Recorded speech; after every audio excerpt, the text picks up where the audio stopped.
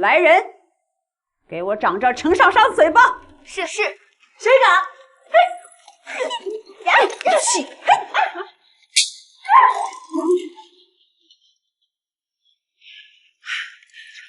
老王妃，他们连汝阳王府的人都敢打，这明明就是在打老王妃的脸。这程家个个粗鄙不懂礼，如此武将之下，怎么配得上11郎？少商虽是粗鄙，但也知晓廉耻，不似某些人爬上自己外兄的床，如此不知廉耻的事情也做得出来。你当着长辈的面，你竟敢如此污蔑未来金姑！我方才并未指名道姓，老王妃不必如此着急对号入座。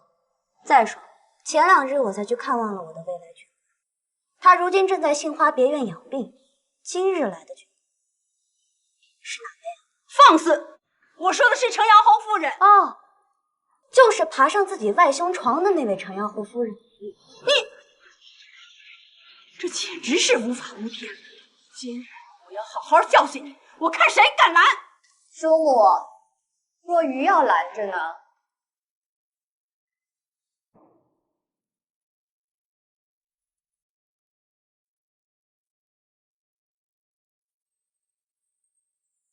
皇后勿恙！皇后勿恙！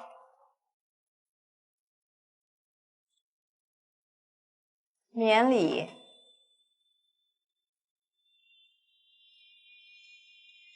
皇后就是不如岳飞严厉，此等奴婢就该狠狠掌嘴，保管下次不敢再顶嘴。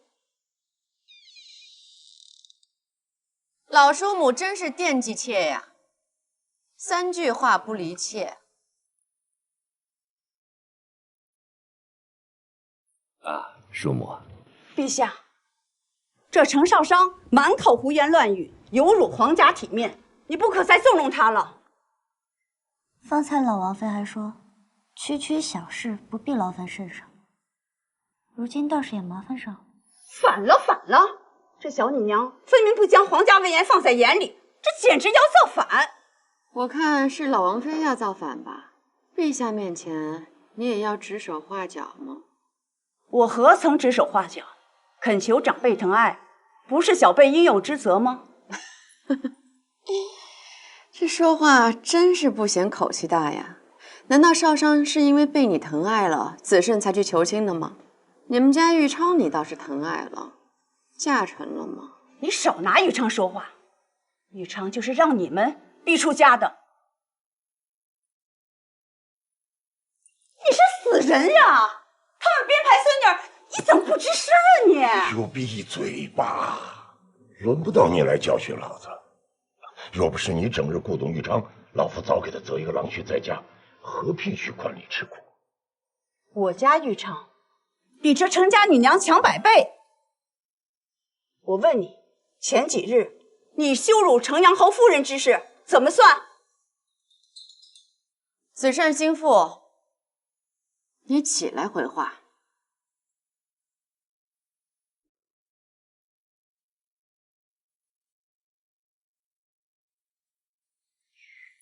多谢岳飞。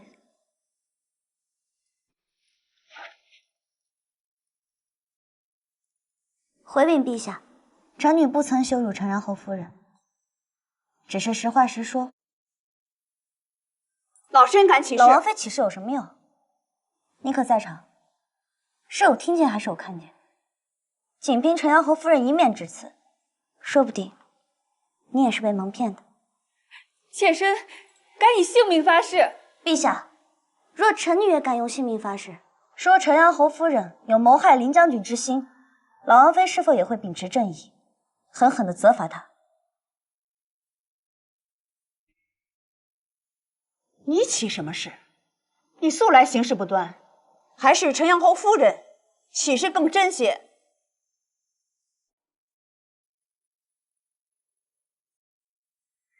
老王妃，此言差矣。我可是老老实实听长辈吩咐定亲的，与程阳侯夫人这等自己张罗婚事的人可比不得。她吃霍家的，用霍家的，寄居霍夫人身旁多年，扭头趁人不注意就顶替了霍夫人的位置，所以程女起的是可心，她起的是不可心。妾虽出身低贱，可也由不得程少商这般诋毁侮辱。陛下若不发话，妾身只有一死了之。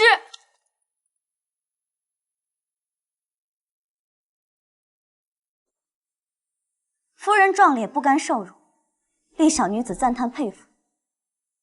程阳侯夫人，若10几年前你也有如此壮烈之举，霍夫人也就不会愤而绝婚了。今日的许多事情，恐怕就不一样了。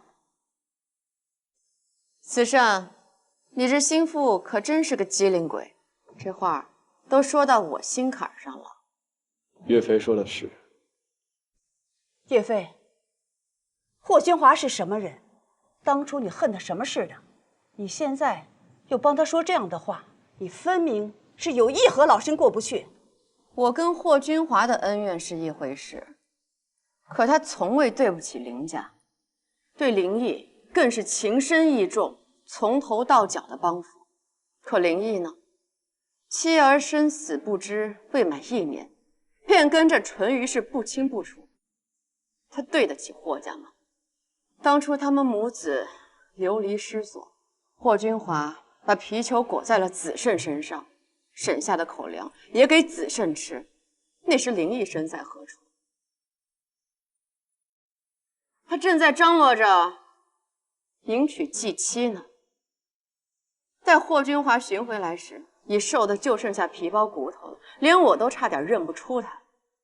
是，他是品行不堪，但是他也不失是位好母亲。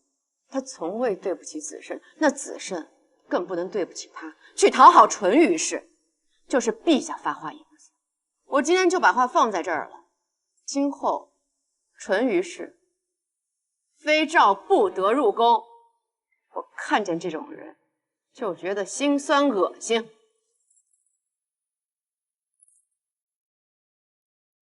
陛下，淳于氏行事再不端，也是老身的救命恩人。今日你们羞辱他，就是羞辱我。若不给老身一个说法，我今日我就……啊，要去死啊！哈，那太好了，那可太好了啊！不要到外面叫屈喊冤。刚好今日满朝文武家眷都在，老身就让他们都看看陛下是如何对待庇护他们兄妹几个长大的叔母，看看这些好名声保不保得住。哎呦，陛下，你看，就是这么一个疯妇，一有不如意啊，就要死要活的撒泼。当初我说休妻，你跟我说糟糠之妻不下堂，还给我出什么馊主意，说是分居不休妻，让我到城外做什么修士？你说说我啊，连道德经我都读不清楚，我做什么苦修嘛？好，我不休妻，我绝婚行不行？我要结婚啊！为你生儿育女，哎呀，操持家务，我没有功劳还有苦劳呢。你们居然敢这样待我！你，哎呀，简直是不可理喻！哎呦，陛下，哎，老夫实在受不了了，实在是受不住他了。使不得，叔父，快请起，快请起。林妃呀，朕有意要为难你。眼下兴盛儒学呀，此时你若开口绝婚、休妻、糟糠之妻，那些儒生还不定怎么议论呢。哎呀，叔父最爱热闹，修行干什么？照我看呀，应该让老叔母去三才观修心养性才是。啊，岳飞说的倒也是两全之法。你们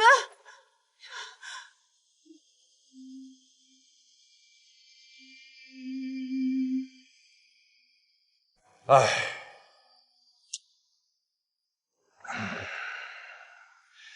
若要老王妃年迈昏聩，是有疯癫之举，致使君前失仪呀。那就送去三残观，好好的休养吧。陛下，子胜啊，多调遣一些人手，好好的照看他，不要再让外人去打扰了。是。陛下，来人，好生照顾老王妃。是。你们都欺负我！你们都欺负我！你们都欺负我！你们都欺负我！欺负我！长阳侯听说身体有恙啊，那长阳侯夫人也去好好的照料他吧。从此以后也不必再踏出府门了。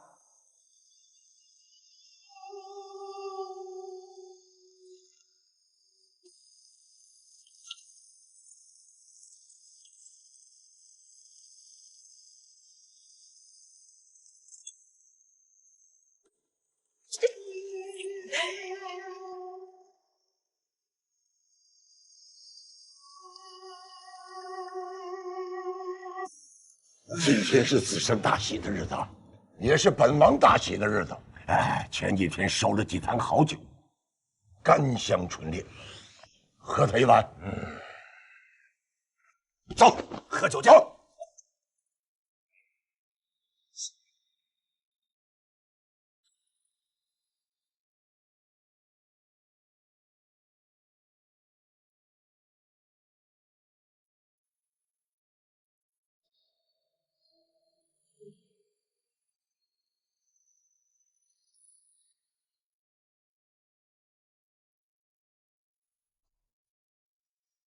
还疼吗？不疼了。我阿父阿母结婚之事，想必你也有所耳闻。不过你放心，我只是想让你在与我定亲之前，与我阿母见一面。往后，你们不必经常见面的。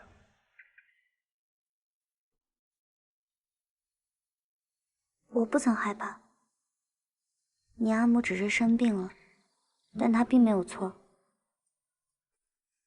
错的是毁她人生之人。长阳侯待我殷勤，我却对他冷淡仇恨。世人皆道我冷血无情，是个不孝之人。什么孝不孝的？那也是先有父慈，才有子孝，分明就是父母有错在先，凭什么责备子女不孝在后？子胜，我觉得你并非是冷血无情之人。还有，你阿母，你不必太过担心。我方才见那叔父对霍夫人十分上心，定能好好照顾她。那位叔父是崔佑将军，他少年时便爱慕我阿母，不肯娶妻，但后来被崔老夫人逼着成婚，但崔侯夫人却在产子时难产而亡。在那不久后，我阿母便与长阳侯结婚了，崔叔父便也立下誓言，誓死不娶，为我阿母关雎至今。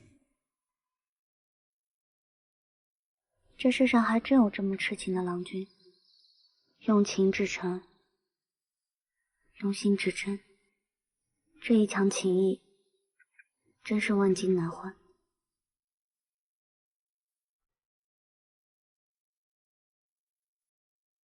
我对你亦是如此。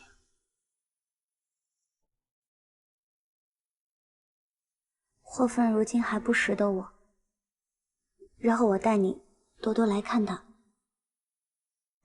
好，你嫁给我，日后便是此处的女君，你想来便来，无人敢拦你。对了，子胜，之后你也不必起早贪黑的来送我，这也太辛苦了。那若是我想你呢？我想你，要是想多见你一会儿，我该怎么做？那就在宫门口等我，一同进去，如何？这样的话，你岂不是得早起半个时辰？无妨，我可以在皇后面前打瞌睡。可是你进长秋宫，就是为了跟着皇后学习。你若是为了我耽误了，岂不是……一心不能二用，我要么一心扑在皇后和公务身上，要么一心扑在你身上。你自己挑一个。那还是扑在我身上吧。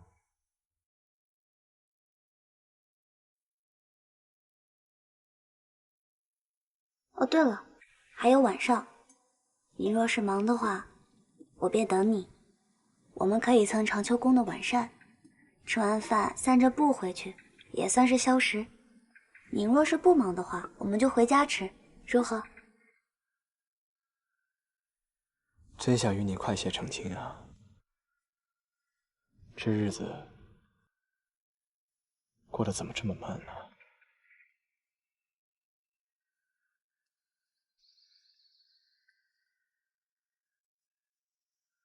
少商，要不你我真的明日就设宴定亲，如何？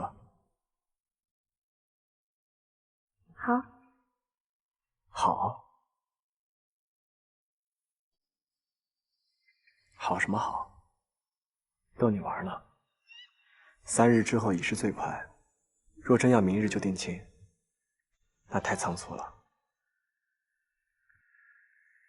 现在只能盼着这3日赶紧过去，我才能安心。也不一定能安心的。之前我定亲的时候，同样也是请了好多人，可最后亲事不是……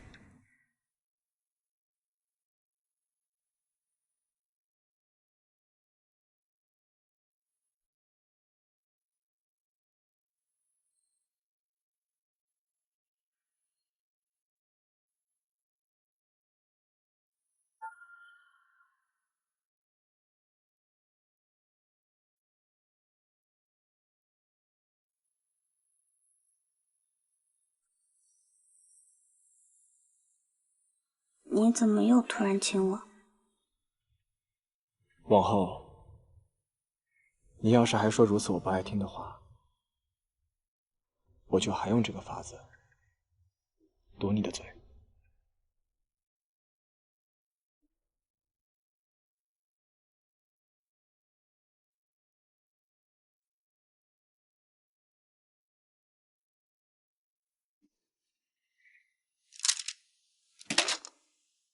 3日后就设宴啊，这未免也太匆忙了吧？子申说了，所有的事务交给他就可，咱们不需要操心。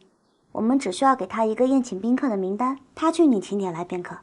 娘娘，定亲怎能如此草率呢？眼下离设宴不过2日有余，可双方父母却还未曾见面，其他事情更是无法筹备啊。堂子，这些子申都已经考虑过了。他说了，所有的婚事筹备都听我们陈家的，不必管其他人。可曾想这个林不疑是如此草率之人，行事也如此不谨慎。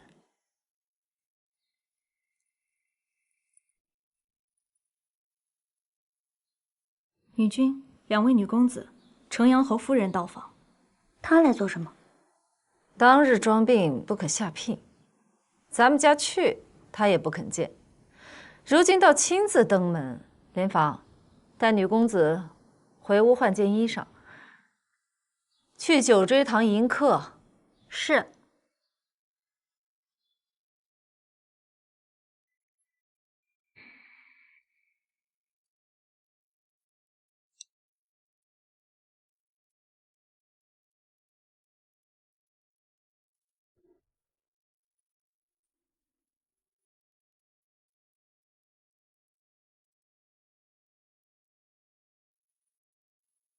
哎呀，少商果然生得标致，让人一见便心生欢喜。怪不得子胜这般急于娶你。上次没来下聘，都怪我这身子不争气，这次岂能错过？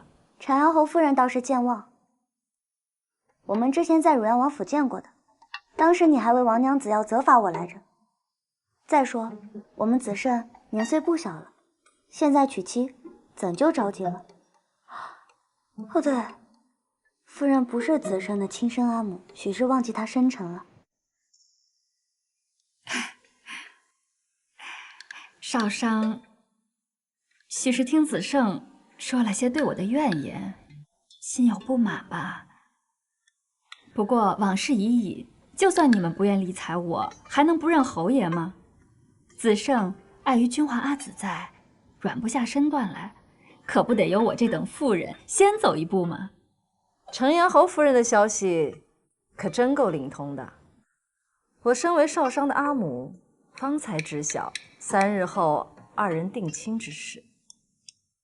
你倒是迅速得很。只要我心在子胜身上，他有何事，我能不知道呀？夫人，我有一个问题想要问你。请问，夫人是何时寡居到林家的？是霍夫人嫁去之前，还是之后？妾身命运不济，前夫亡故之后无处可去，只好投奔姨母家，幸有君华阿紫照拂。哦，那就是婚后啊。听闻当年程阳侯夫人和霍夫人相处甚协，亲如姊妹，夫人服侍左右，无有不体贴。我却与阿紫相处甚为和睦，所以才自愿洗手做羹汤，侍奉外兄与阿紫。但不知为何，君华阿紫竟不肯容我，非要我姓你。大约是霍夫人喜欢睡大床，不愿与你挤在一处。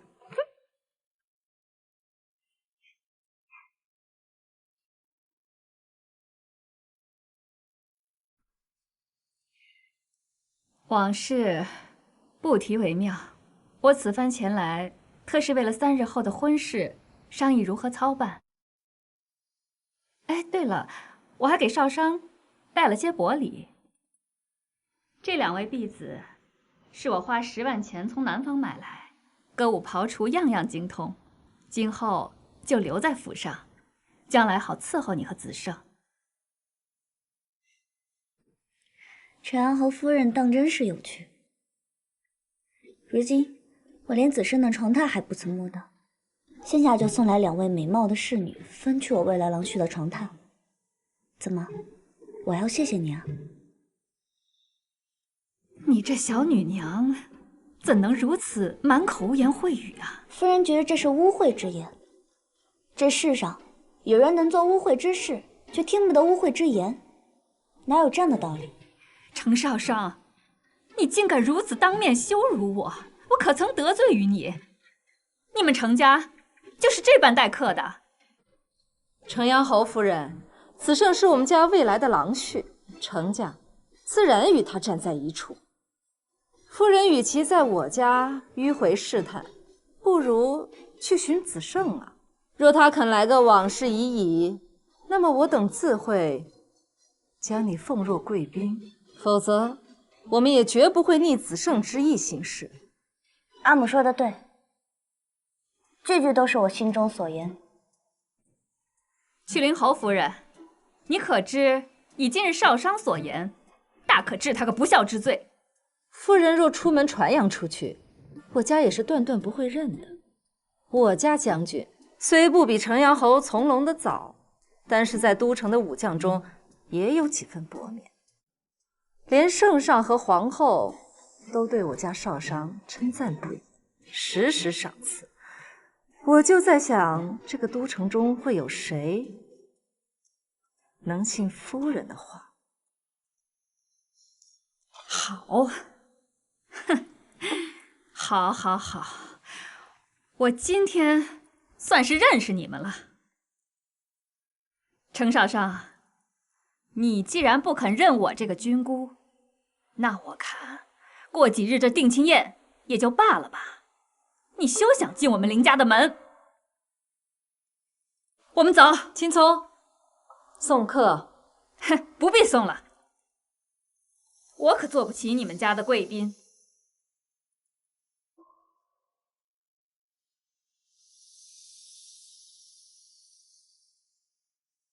娘娘，今日你为何不断激怒淳于氏？她虽不是子胜的亲生母亲，终究有名分在，哪怕不来往，也总会相见。你说你怎么如此任性，也不怕为家中惹麻烦？阿母，我昨日见了霍夫人，若不是她，子胜母子为何会如此痛苦？我这人最讨厌夺人所爱者，与这种人虚以为尼，我当真是做不来。可是女公子，若定亲宴，他当真拦着你不让你进门，岂不是笑话？这哪有待嫁女娘被拦在门外的？你等着看吧，届时谁进不了谁的门，那还说不定呢。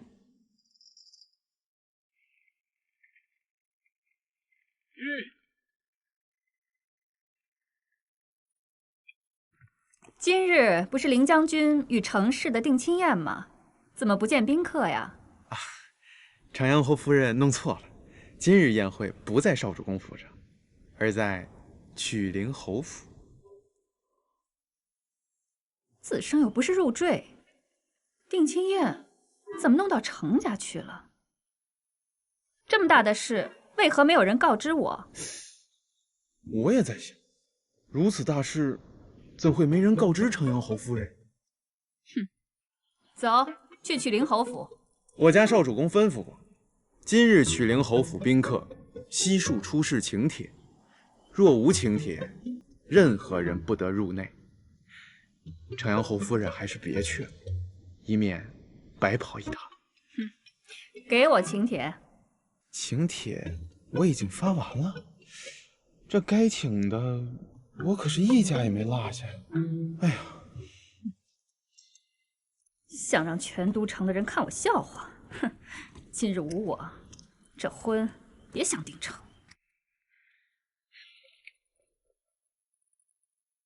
雪灵侯真是好福气呀，生出了这般出众的女娘。哎，这都城里谁人不想凌将军做郎婿？他却万里挑一，相中了你们家的程四娘子。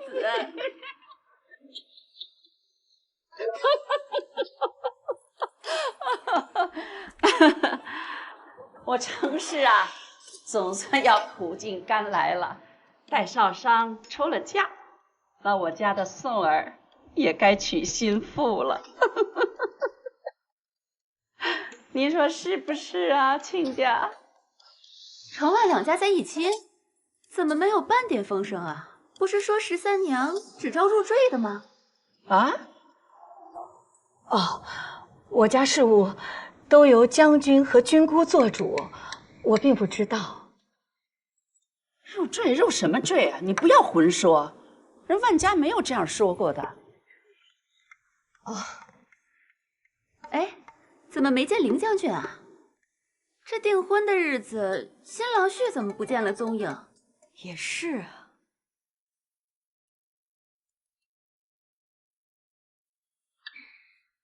啊，来来来，大家端起酒杯，同喜同祝。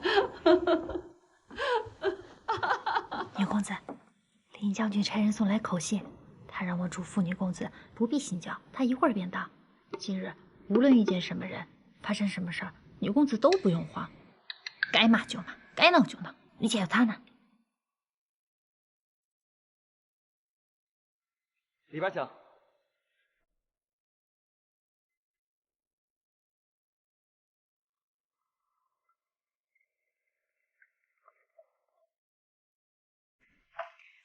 哎。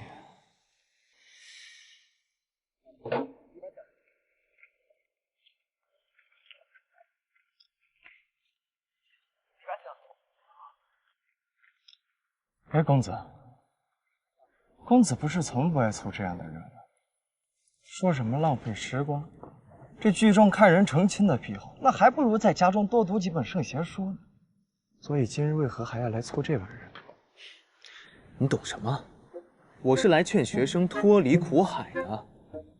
这世间最害人沉溺的，便是成亲。我与程少商好歹师徒一场，不能明知前路艰险，还由着他往里跳啊！那若这成亲是苦海，你说为什么那么多男男女女都要往里跳呢？因为不是每个人都如你家公子我般看得通透。好，那敢问通透的公子，那对人是做甚的？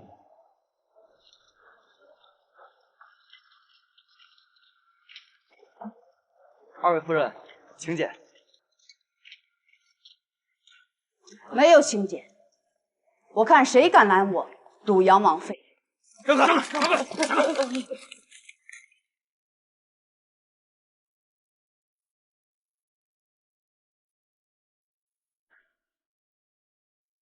好了，这回用不着我出手了。啊？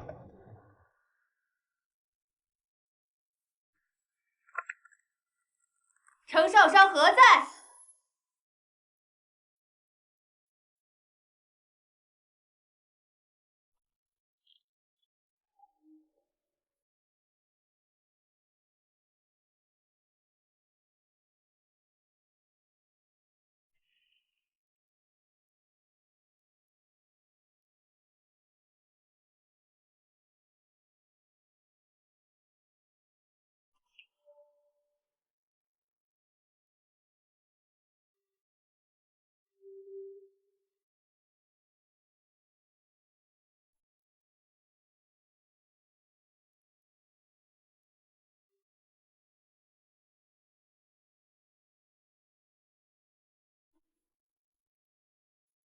我在。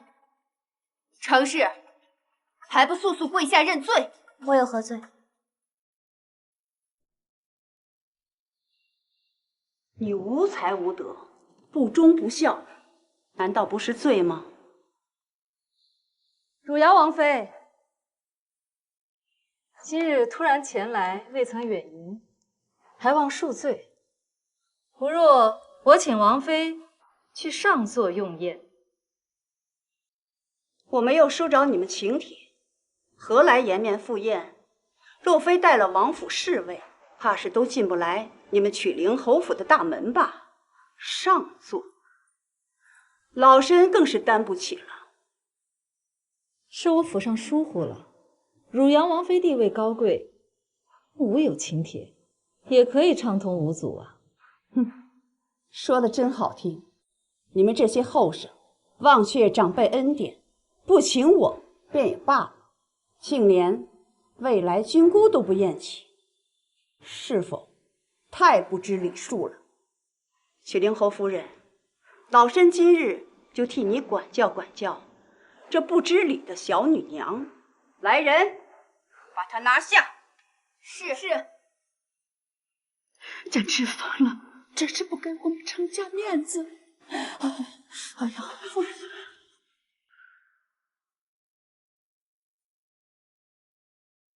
汝阳王妃，你虽位高人贵，但我家将军也并非布衣百姓。今日在座的可都是朝堂同僚家眷，汝阳王妃擅自责罚小女，是否有些欺人太甚？圣上在老身面前也要尊称声叔母，你不过是一个区区武将之妻，替你管教是给足你脸面，谈不上欺辱。来人，给我掌着程少商嘴巴！是。谁敢？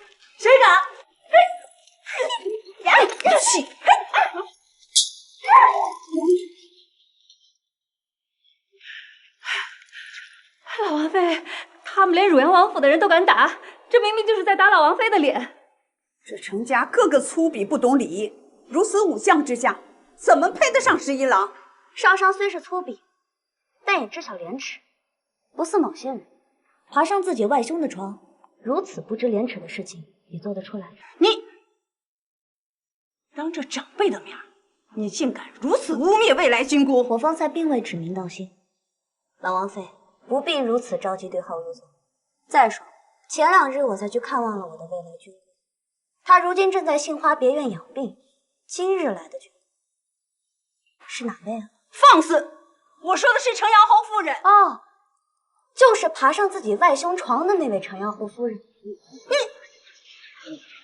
这简直是无法无天了！今日我要好好教训你，我看谁敢拦！叔母，若愚要拦着呢？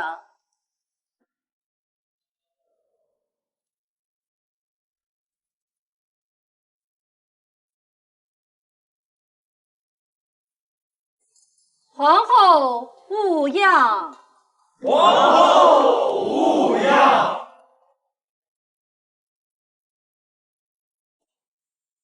免礼。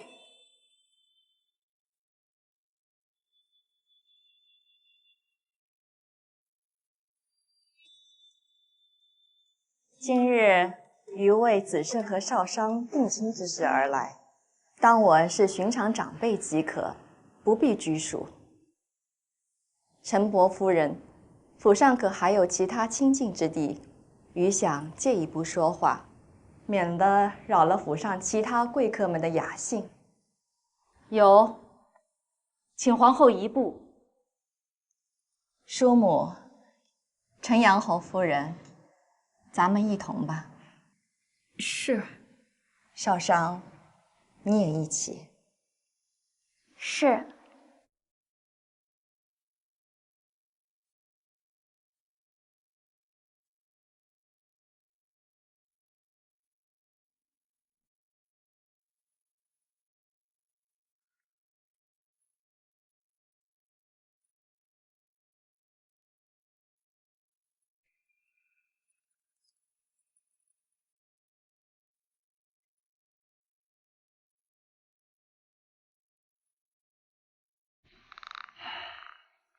这11郎啊，本来有一门极好的前身，乃陛下亲从侄女汝阳王妃的亲孙女玉昌郡主，谁知她竟然不肯答应，结果惹怒了老王妃啊。现如今选了程家的女娘，不仅不通学识，还喜欢打架斗狠。果真娶了这小女娘，怕是列祖列宗都要跟着掩面羞愧了呀。我本以为朝中大臣都是正气凛然之人，却没想到也和市井妇人般爱嚼舌根，吃着程氏宴席，嘲讽程氏女儿。我看诸位列祖列宗才真要跟着你颜面羞愧。哼！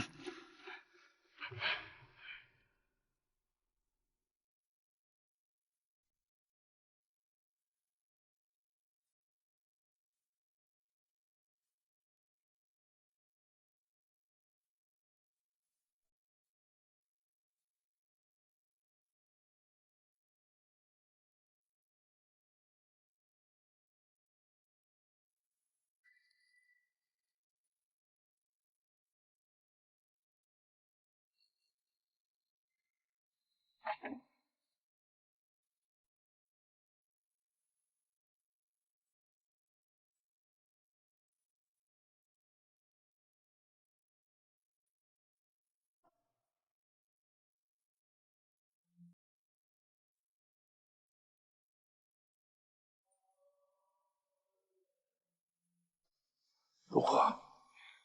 别急，再等等。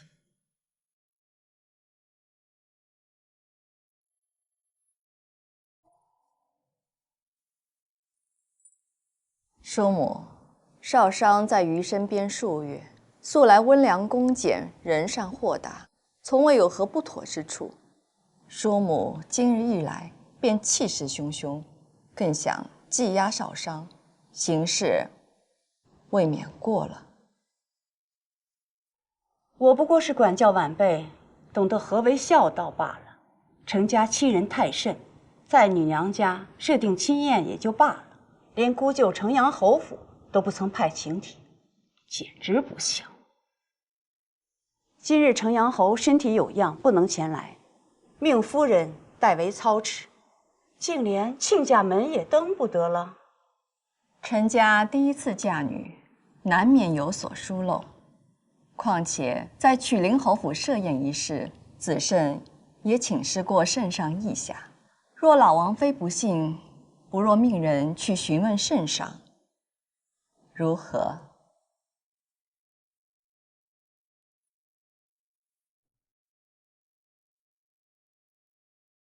责罚晚辈，此等区区小事，难道还要麻烦圣上吗？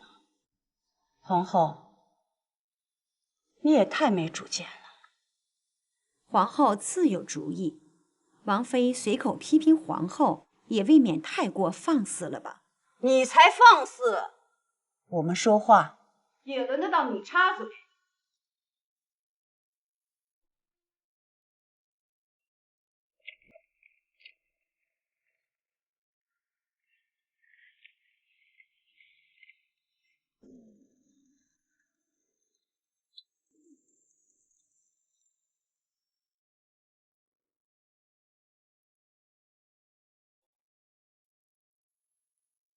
叩见陛下。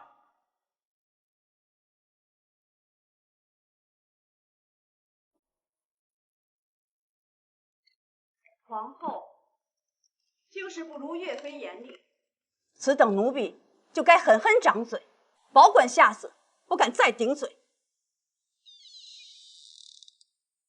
老叔母真是惦记妾呀，3句话不离妾。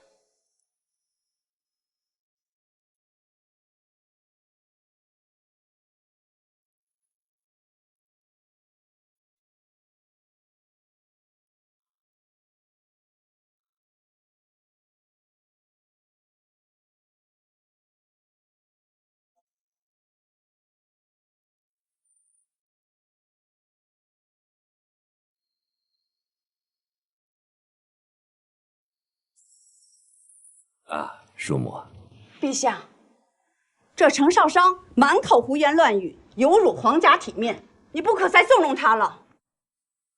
方才老王妃还说，区区小事不必劳烦圣上，如今倒是也麻烦上了。反了，反了！这小女娘分明不将皇家威严放在眼里，这简直要造反！我看是老王妃要造反吧？陛下面前你也要指手画脚吗？我何曾指手画脚？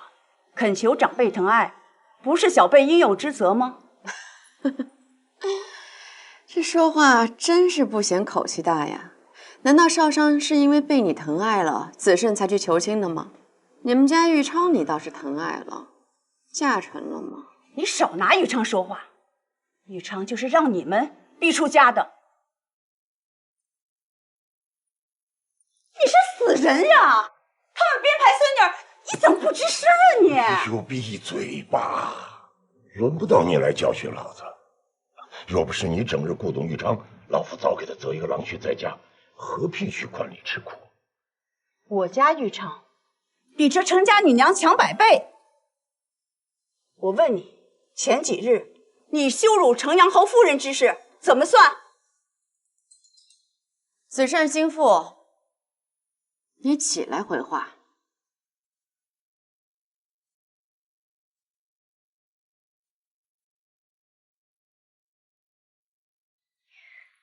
多谢岳飞。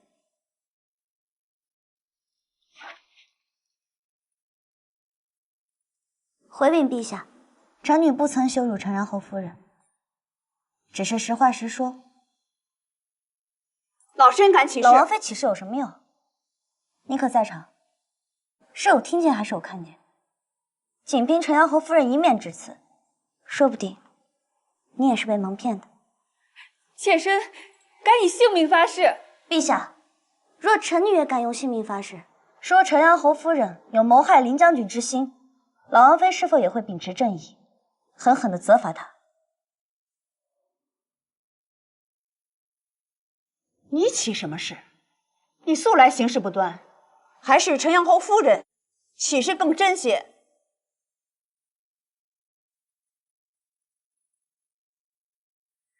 老王妃，此言差矣。我可是老老实实听长辈吩咐定亲的，与陈阳侯夫人这等自己张罗婚事的人可比不得。她吃霍家的，用霍家的，寄居霍夫人身旁多年，扭头趁人不注意就顶替了霍夫人的位置。所以，程女起的是可信，她起的是不可信。妾虽出身低贱，可也由不得程少商这般诋毁侮辱。陛下若不发话，妾身只有一死了之。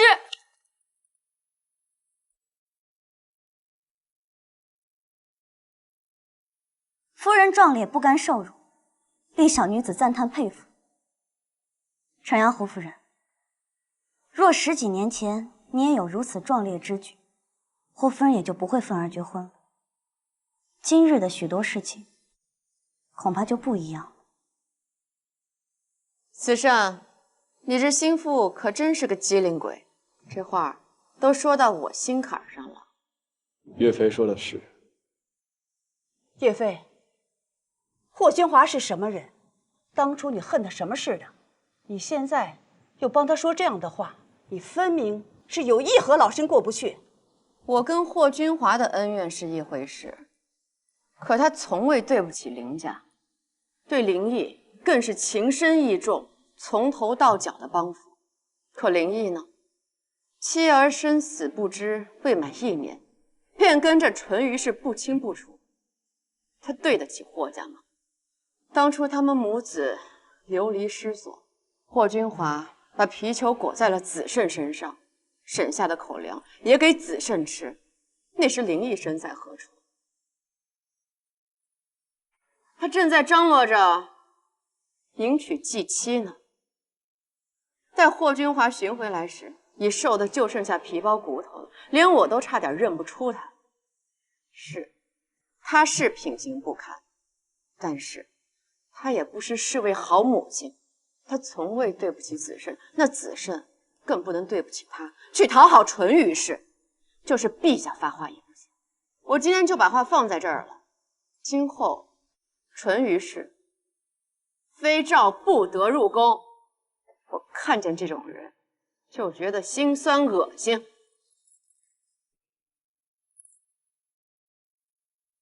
陛下，淳于氏行事再不端，也是老身的救命恩人。今日你们羞辱他，就是羞辱我。若不给老身一个说法，我今日我就……要去死啊！那太好了，那可太好了啊！不要到外面叫屈喊冤。刚好今日满朝文武家眷都在，老身就让他们都看看陛下是如何对待庇护他们兄妹几个长大的叔母，看看这些好名声保不保得住。哎呦，陛下，你看，就是这么一个疯妇，一有不如意啊就要死要活的撒泼。当初我说休妻，你跟我说糟糠之妻不下堂，还给我出什么馊主意，说是分居不休妻，让我到城外做什么修士？你说说我啊，连道德经我都读不清楚，我做什么苦修嘛？好，我不休妻，我绝婚行不行？我要结婚啊！我为你生儿育女，哎呀，操持家务，我没有功劳还有苦劳呢。你们居然敢这样待我！你，哎呀，简直是不可理喻！哎呀，陛下，哎，老夫实在受不了，实在是受不住他了。使不得，叔父，快请起，快请起。英妃呀，朕有意要为难你。眼下兴盛儒学呀，此时你若开口绝婚、休妻、糟糠之妻，那些儒生还不定怎么议论呢。哎呀，叔父最爱热闹，修行干什么？照我看呀，应该让老叔母去三才观修心养性才是。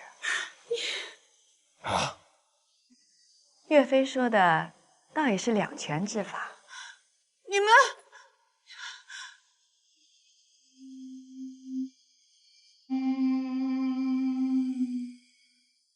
唉，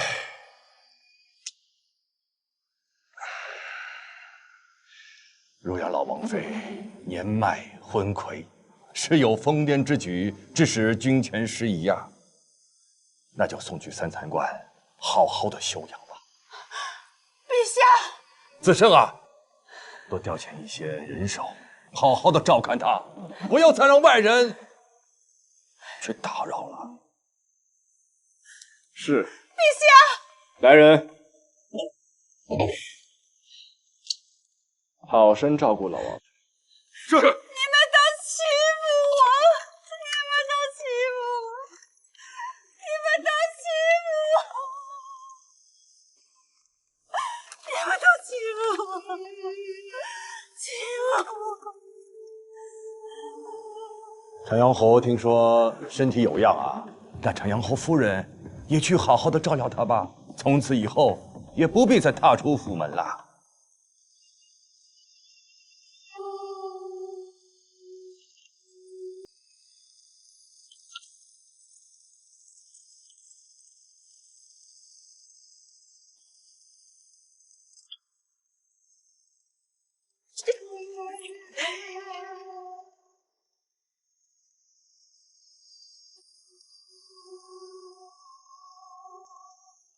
今天是子胜大喜的日子，也是本王大喜的日子。哎，前几天收了几坛好酒，甘香醇烈，喝他一碗。走，喝酒去。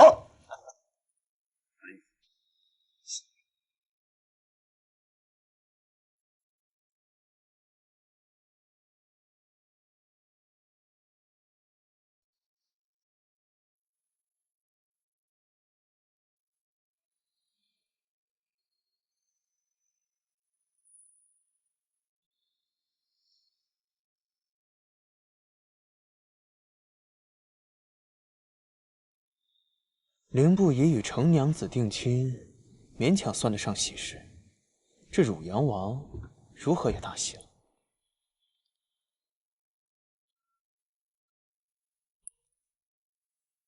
什么叫勉强算得上喜事？袁善见，会说话吗你？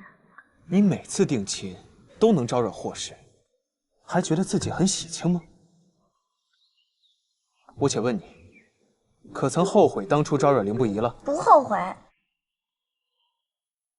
关你屁事！不识好歹，终究你我师徒一场，我心生关切有错吗？你次次订婚，次次惹是非，可见所挑郎婿一个逊比一个。袁善见，你说话这么阴阳怪气，莫非是对我心生嫉妒？当真可笑！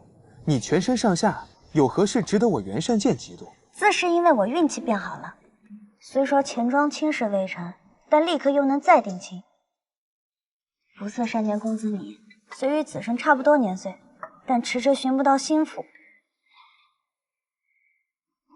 今日我定亲宴，来了许多世家贵女，不如我想法子给你撮合撮合。一人成亲了，便恨不能撮合全天下人都成亲，真俗不可耐。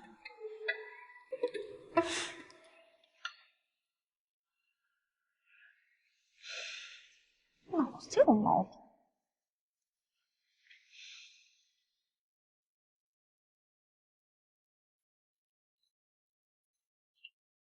臣万松柏参见陛下。王爱卿，快请起，入座。谢陛下。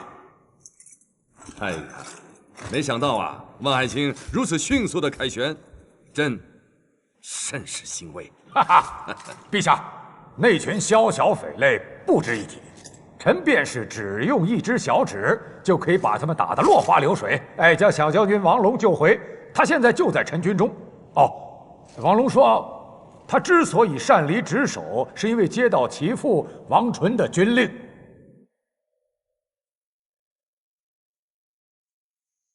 陛下，王纯父子罔顾军令，理应严惩。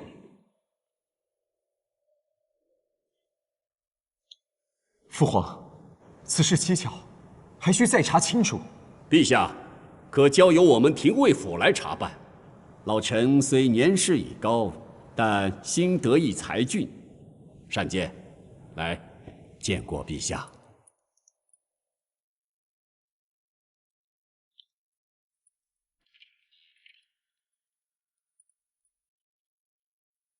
廷尉府侍郎袁慎叩见陛下。朕记得你，皇甫大儒的闭门弟子。他治世时，还曾向朕举荐过你呢，夸你啊，是当世的奇才。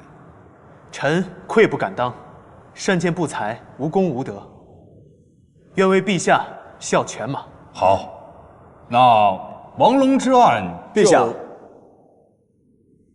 自王龙出事后，臣便开始调查王家父子。昨夜万将军凯旋，臣连夜排查了王龙的来往信件，现已查清，这军令乃王纯之妻文修君仿造王纯所写，印章也系仿造。这一切皆因文修君急需钱财，贴补给远在寿春的小钱安王，才令王龙铤而走险。此乃政务，还请陛下检阅。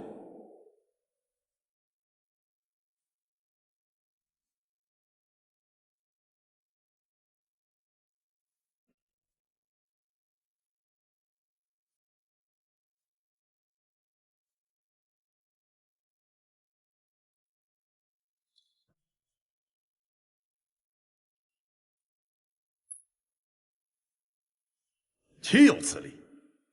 这个文修君竟然怂恿小乾安王铸币，朕呐，是念及老乾安王的功绩，才只是罚他禁足而已。他可倒好，弄出这么多的是非出来。好啊，既然他求得一死，朕便成全他。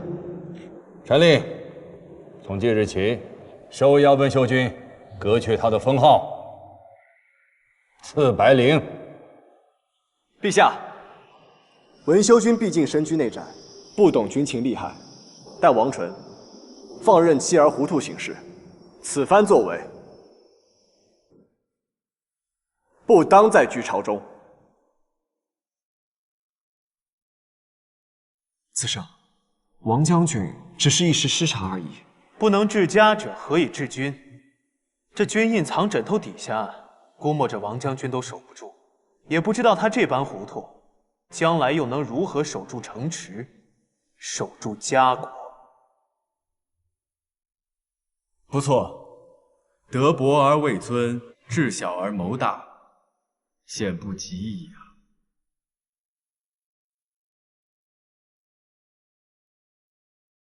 父皇，儿臣认为应当从严处置王纯父子。朕已经给过王纯机会，可他一错再错。他德不配位，那就不能再做这个车骑将军了。好吧，传诏，从即日起，革去王纯父子的官位，收没家产，贬为庶人。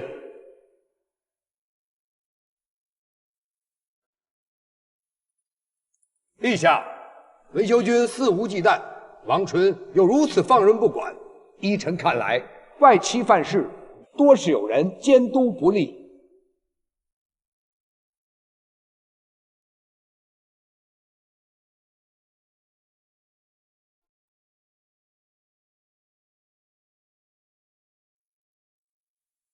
太子，你可有话要说啊？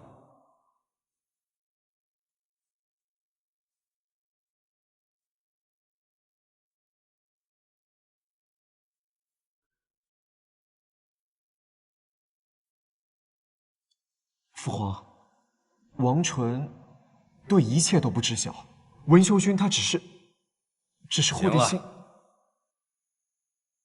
此事不用在意，散了吧。是。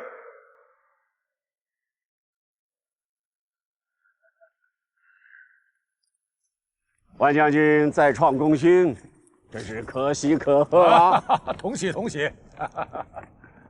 万将军啊，你是大有作为啊！此番将文修君母子的罪行昭告天下，怕不是宣誓全族，也要赶你的忠勇啊！哼，娄太傅言重了，区武将一个的我，圣上让我打何处，我便打向何处，其他事儿与我无关。混口饭吃，混口饭吃。求君在位，娄太傅大可不必担忧，倒是我们岳氏仰人鼻息，活得艰难呐。凌将军，凌将军，这是程娘子托小的特意送来的。将军下朝前，程娘子一直守在炭火旁边，说将军下朝时正好能有一碗热汤喝。去吧。林将军，程娘子对你可是厚爱有加，真是羡煞旁人呐。季大人告辞。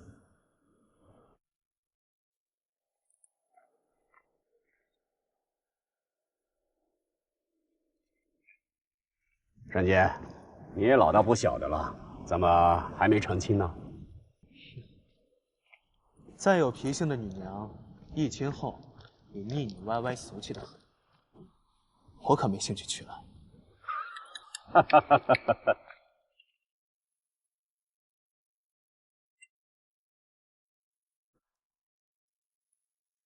王娘子，老身已经跟你说了多少遍了，皇后现下身体不适，你这长秋宫外吵吵闹闹，是安心不让皇后养病吗？王娘子，如若告知中皇门来拖你出去，岂不难堪？你们这些下国之人！皇日一个个卑躬屈膝，如今看我家遭难，便要踩我一脚，好一群见风使舵的势利小人！皇后乃后宫之主，长秋宫人还需去奉承谁？哪怕是皇子公主在此，也是恭恭敬敬。你个外臣之女，倒是跋扈得很。你个程少商，我早就看出你奸猾歹毒。如今我家遭难，你终于可以如愿的站在岸上看好戏了。我今儿偏不走，我要见皇后！皇后，你难道要眼睁睁看着我们家破人亡吗？姨母，救命啊！姨母，念在我阿母和你是至亲骨肉的。什么骨肉至亲？皇后和文修君不过是姑舅姊妹，不同宗，莫要说的这么亲切。五公主到。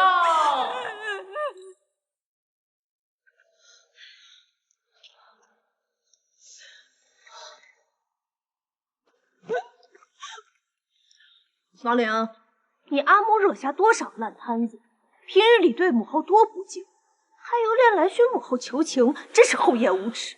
五公主素来与我亲厚，我也曾鞍前马后的相立，不如今日再救救我家。我可不伺候母后好脾气，赶紧走，不然我就让大长秋过来，以扰乱宫闱罪名将你杖毙，看哪个会听你说话。五公主，杀鸡焉有牛刀，我把王娘子骂走便是。也好，此处就先交给你了。过几日我再来为母后贺寿献宝。姨母，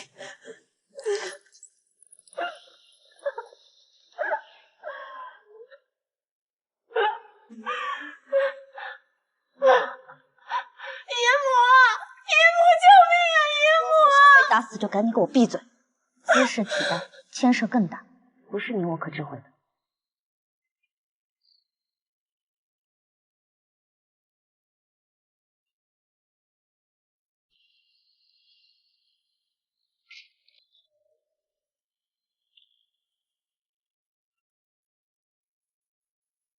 陛下，程娘子来了。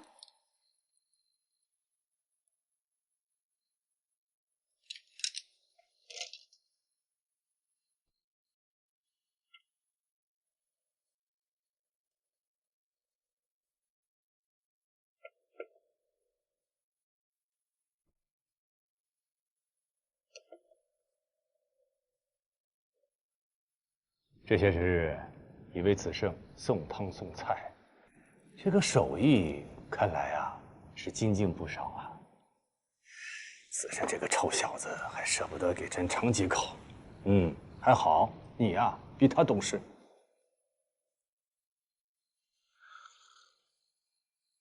陛下可吃得惯？这个味道，朕已经是10几年未曾尝过了。当初啊，朕的叔父牙口不好，最爱吃豆腐了。朕呐，就跟着后面尝这么几口。这是臣女专门去学的做法。说来这豆腐还是寿春的最好。陛下，你再尝尝这肉羹。今日为何都是寿春菜式啊？这些食材都是王陵送来宫里的。陛下也知道，他外大父祖籍就是寿春的，家中自然常备这些。如今王陵要嫁去寿春了，自然随时都能吃到。可如今文修君若是不在了，皇后想念旧时口味，想吃也是不易，所以王陵才会特意教臣女做这几道菜，说日后皇后若是想吃，便做给皇后吃，也算是尽她一份心意。她倒是个孝顺孩子，就是摊上了这么一个混头的母亲。哎，她过去那样对你，你非但没有落井下石，反倒拐弯抹角的替她说话。臣女在陛下心中，竟是如此小肚鸡肠之人呢？我只是想她日后能过得好些罢了。你也是心善。这样，朕赐王陵一份厚厚的嫁妆。他和彭坤的婚事，虽说是由文修君所定，但是彭坤啊，当年是救过建安老王爷的，也参与过救援孤城，算得上是朕建功立业时的大功臣。那如今呢，他据守寿春，也算是一方的大力了。纵然他的身体是略微的亏损些，但是嫁过去，日子不会差的。臣女听王娘子、皇后，谢谢陛下。此事与皇后又有何干系啊？老钱安王毕竟抚育过皇后一段时日，平日里哪怕文秀君再跋扈，对皇后多有不敬，可皇后心里都是忍着，哪是怕他文秀君，只是惦念故人罢了。可如今文秀君将死，皇后听到消息之后，便又病倒了，难免要伤心好一阵子。子胜也与朕说过一样的话。老钱安王是为了救霍兄而死的，而文秀君简帝是老钱安王在这世间唯一的血脉。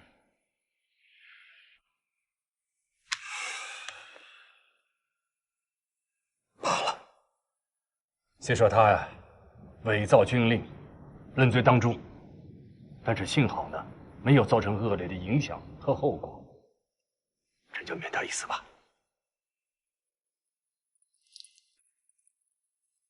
多谢陛下不杀之恩。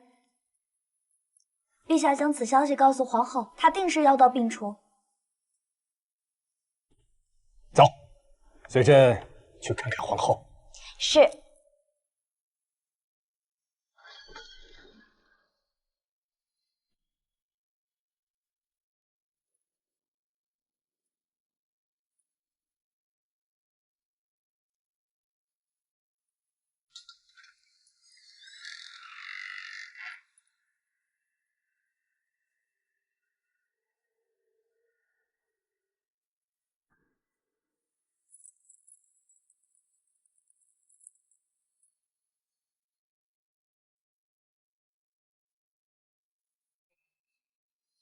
你在做什么？子瑶，你跟你阿父最亲，近日来这是要来给我哭丧吗？女儿是汉姆10月怀胎生的，女儿怎能不来相送？况且，女儿有2句话想问问阿姆。阿姆可是受了小舅父的欺骗，被他们利用而不自知，删掉军队，这可是抄家灭族的大事啊！什么他们？他们是我们乾安王族的根，没有乾安王族，哪来你这个孽障？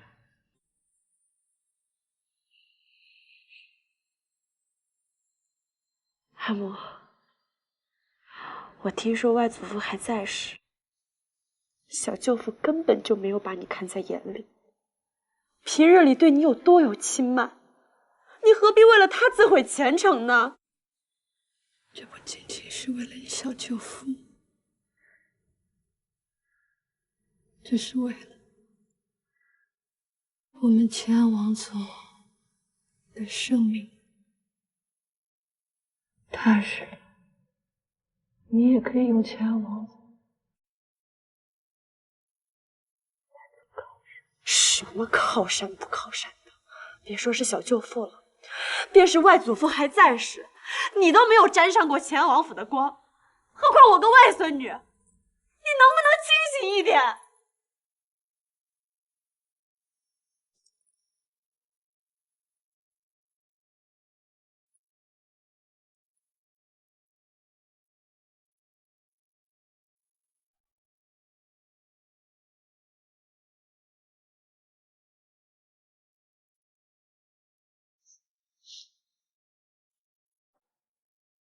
阿木，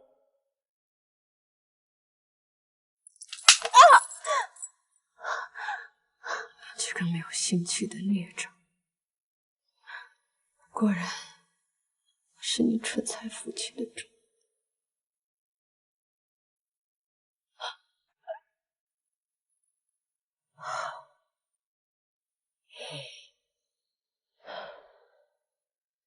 那我再问问阿母，一旦事发，阿父和阿兄都要受到牵连，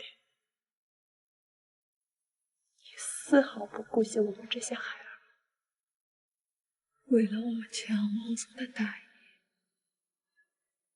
我也顾不了这么多人。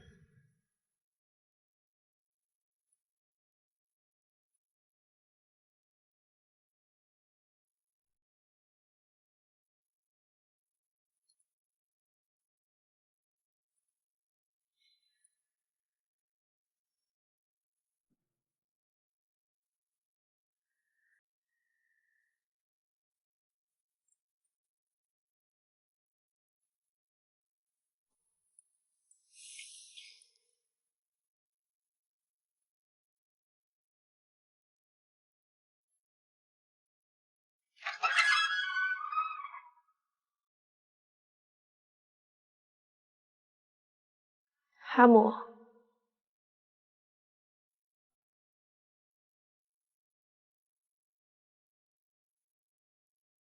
你可知舅父修书圣上，将所有的罪责都推到你头上。他说既不知道铸币一事，也从未有过调动军队之举，只是因为封地贫瘠，他才央告阿母索要些财帛，只是想让他的姬妾儿女过得宽裕些。一切都是你自作主张。你可知，圣上本是要取你性命，最后是看在了皇后的面子上，才将你改为幽禁。你日日愿赌诅咒之人，最终救了你；你拼却性命想保护的人，却恨不得你现在就去死。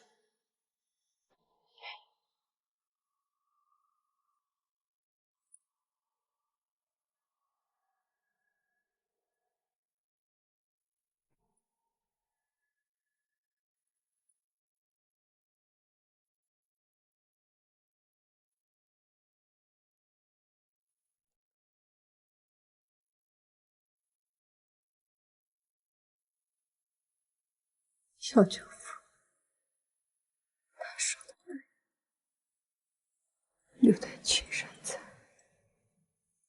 不怕没产生。他是为了顾全大局，为了顾全大局。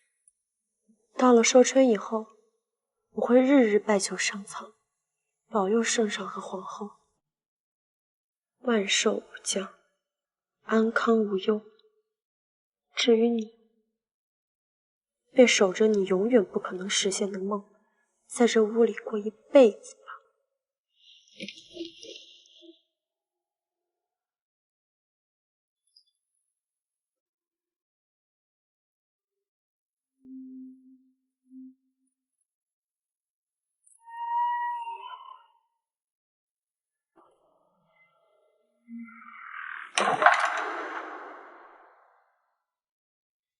母后，你身子终于好些了。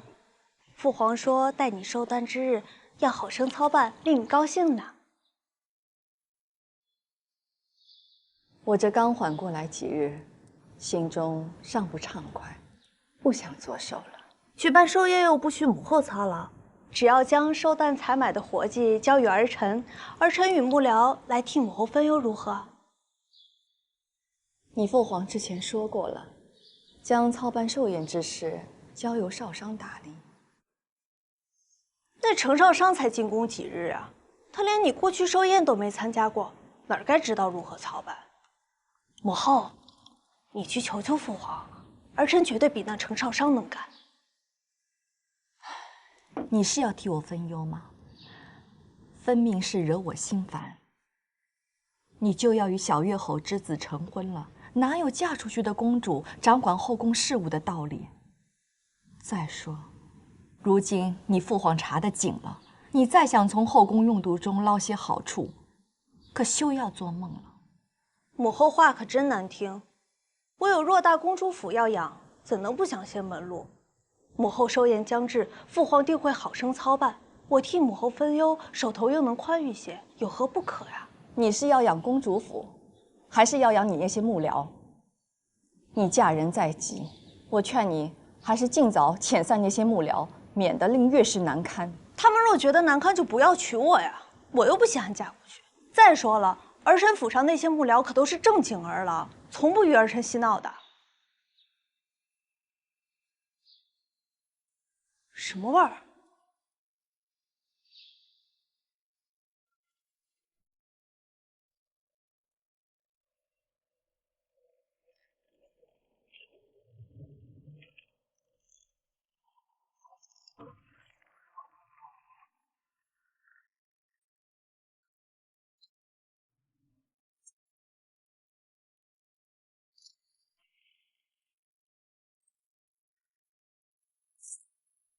又在给子胜准备吃的呢。近些日子，你命人送食盒去子胜车上，许多大臣都瞧见了。如今啊，宫里宫外都在传你贤惠的名声呢。当真？都在说我贤惠。对郎婿是贤惠了，可孝民还不贤。皇后还说我们对你没有孝心，这费了这么大的功夫熬制糖浆，不都是为了你吗？宫中的饴糖珍贵，我就想出此法子，才能多做一些糖。这样皇后每日能吃些甜食，心情也能变得愉悦许多。来，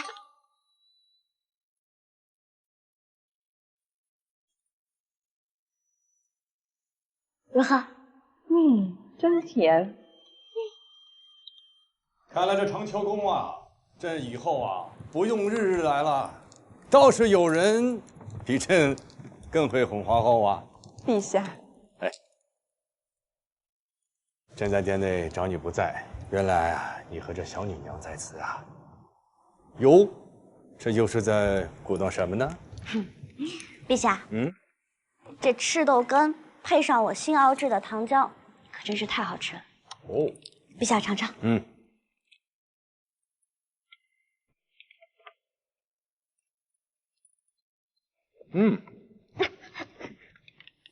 这个甜味和宫中的膳房做的很是不一般。是啊，陛下可知为何不一样？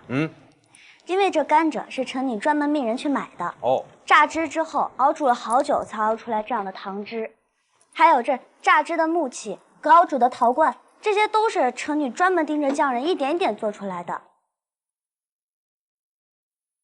不错啊，只可惜啊，这制糖之法不可举国效仿。美味之物人人都喜欢，但是天下的人力物力呀，就这么些。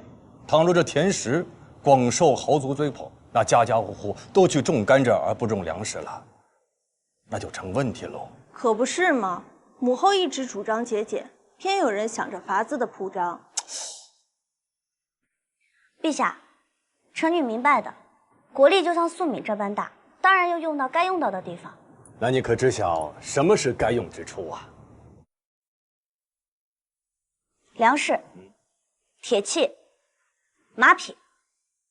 哎，可以啊。陛下，这些并非臣教他的，这是皇后教我的，皇后还教我读了《盐铁论》，还有贾谊大夫的什么那个典籍。反正是真真切切全部都读过了，只是没记住吧。不过陛下，你大可放心，这购置甘蔗的钱是臣女自掏腰包，不曾花到宫中的开销。为了哄我们皇后开心，臣女这腰包里的钱都快花光了呢。哦，好啦，知你有这份孝心啊。子胜，你这个心腹很不错呀，朕赏赐你251。谢陛下恩典。少商办事且甚是放心。陛下不知，宫中那些最精于数算的女娘，算账啊都没有少商快。洛娘子不日就要远嫁西北了，妾想让少商打理后宫事宜。母后，少商敏捷孝愚，应节得体啊，的确是担得了此任。皇后的寿宴是你打理长江宫以来第一要事啊，不可怠慢啊。是。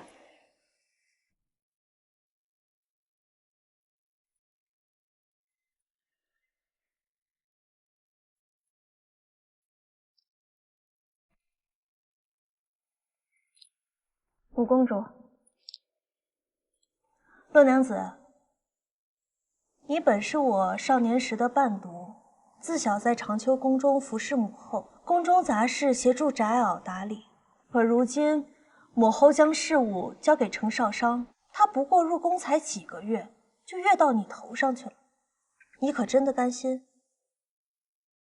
五公主言重了，我即将嫁去西北，于程娘子而言，宫廷却是她半个婆家，如今不过提前孝敬宫里舅姑，她与我终究是不同的，我有何不甘心？可惜啊，我原本以为母后会将你许配给11郎，没想到会被别人捷足先登。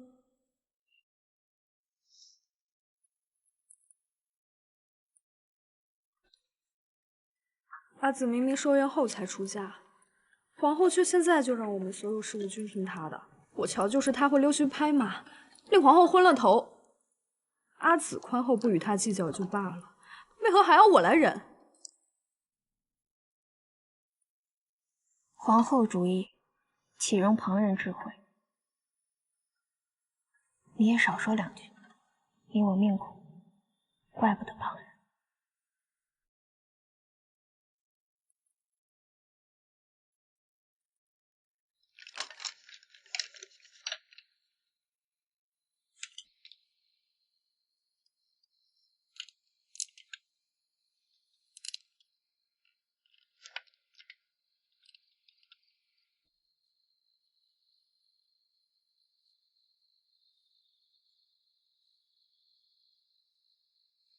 皇后，少商有一事不明白，圣上想要夸我便就夸我，为何要赏赐子上，还要把我强留在宫中？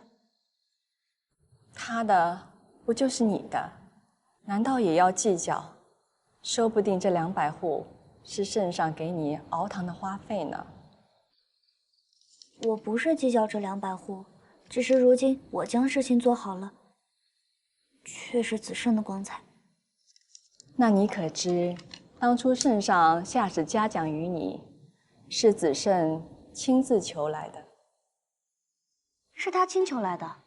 那时他正要出征，并没有为自己求半分恩典，他担忧你在楼家受人白眼，特求圣上下旨嘉奖于你。那时候，他就对你用情至深呐。我竟没想到他为我做了这么多事儿。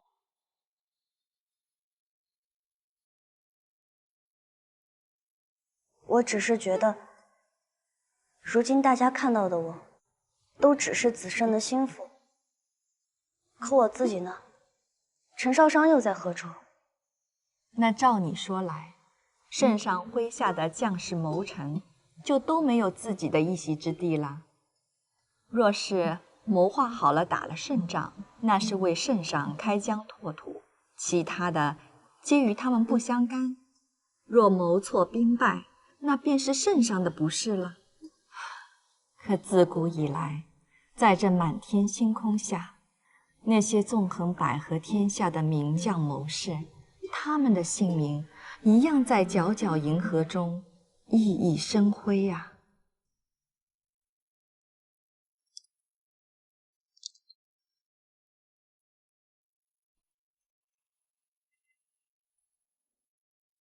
真的吗？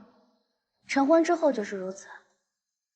他的意是我的，我的意是他的，两人自就是一体。你以前呀是独惯了，总想着自荣自辱、自生自灭。成婚以后可不能这样了，要学着转还，学着此山不开，就开他山。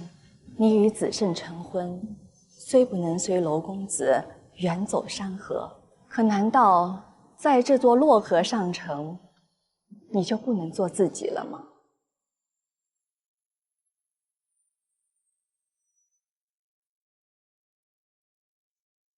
皇后说的对，若郎君是骄阳，光照万里，那么女娘亦可是繁星，灿烂星河。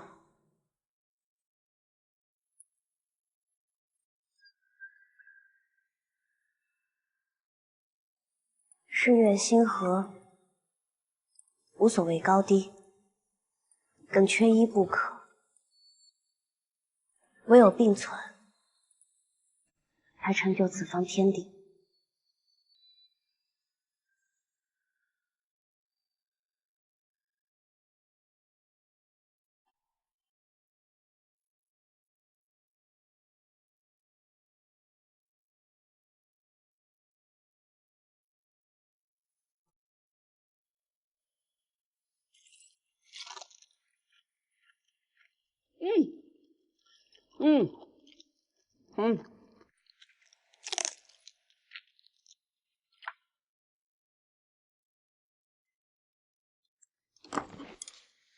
次兄，你这口味什么时候变了？这么甜的甜点留给谁吃啊？定是留给七七吃的。姓万的竟妄想让我乖孙入赘，这亲事免谈。这甜饵，他闺女别想吃了。阿松，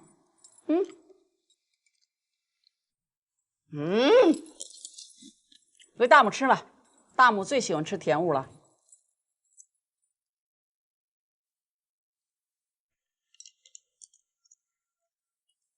哎，这说起来还是和原来在村里一样，一家人围着一个案子上抢菜时才觉得香啊。每回进宫，我一愿意分餐而食，我都觉得食不下咽。也不知袅袅在宫中是否过得习惯。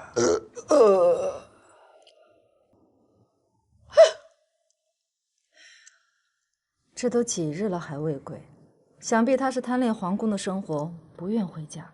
照此下去，他的生辰，你我也不用替他筹备，一并在宫里过了吧。才不是！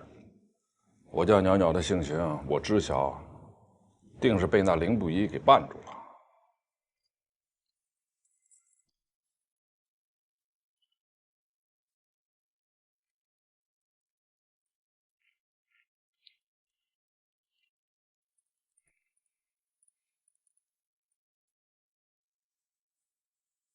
子胜，袅袅呢？为何不一起归家？袅袅被圣上留在宫中了。今日圣上命袅袅筹备皇后的寿宴，想来得有好一段日子无法归家了。好一段日子，要多久啊？待到皇后寿宴结束之后吧。子胜今日前来，还有另一件要事相求。但说无妨，是要我做些什么？我怕少商在宫中住的不习惯，所以前来取一些少商用得惯的小物件进贡。这还不简单？林芳，陪林将军到袅袅屋子去挑选。是。如此，子胜就不客气了。啊。